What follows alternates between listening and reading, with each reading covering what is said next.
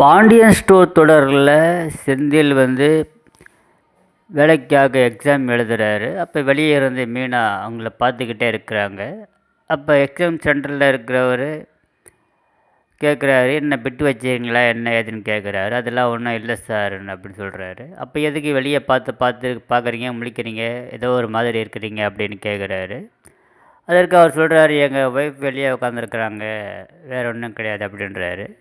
என் பொண்ணுங்க தான் எக்ஸாம் எழுத வந்தால் ஹஸ்பண்டு அப்பா அம்மா யாராவது வருவாங்க, ஹஸ்பண்டுக்கெலாம் ஒய்ஃப் கூடமாக வந்திருக்குறாங்க அப்படின்னு கேட்குறாரு. இல்லை சார், கவர்மெண்ட் வேலைக்கு போன்ற இன்ட்ரெஸ்ட்டே எனக்கு கிடையாது, என் மனைவியோட உற்சாகத்தால் தான் நான் எக்ஸாம் எழுத வந்திருக்கிறேன் அப்படின்னு அவர் சொல்கிறாரு.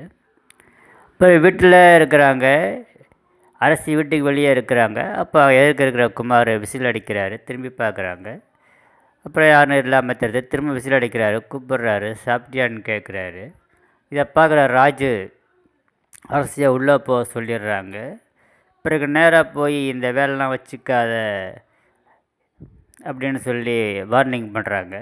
இவன் வேலையை பாரு அப்படின்ற மாதிரி குமார் சொல்கிறான். அப்போ அதுக்குள்ளே ராஜோட அப்பா வந்துடுறாரு. நடந்த விஷயத்த சொல்கிறா. அவர் எச்சரிக்கிறாரு, உள்ளே வந்த நான் எதுவுமே செய்யலை, போய் சொல்கிறா அப்படின்னு குமார் சொல்கிறான். அங்கே இருக்கிற சக்தி, உன் பொண்ணு சொல்கிறத நம்புவேன், என் பையன் சொல்கிறத நம்ப மாட்டேன்னு தேவையில்லாத பிரச்சனை இழுக்கிறாரு.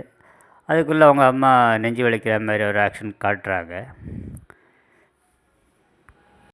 எல்லோரும் போனதுக்கப்புறம் ராஜாவோட அம்மா குமார்கிட்ட கேட்குறாங்க, என்றைக்காவது ஒன்று அவர் பிரித்து பார்த்துருக்குறாரா, உன்னையும் அவர் சொந்த பிள்ளையாக தான் பார்க்குறாரு, நானும் அப்படி தான் பார்க்குறேன், நீ எதுக்கு தேவையில்லாத வேலைலாம் பண்ணுற அப்படின்னு வார்னிங் பண்ணுறாங்க.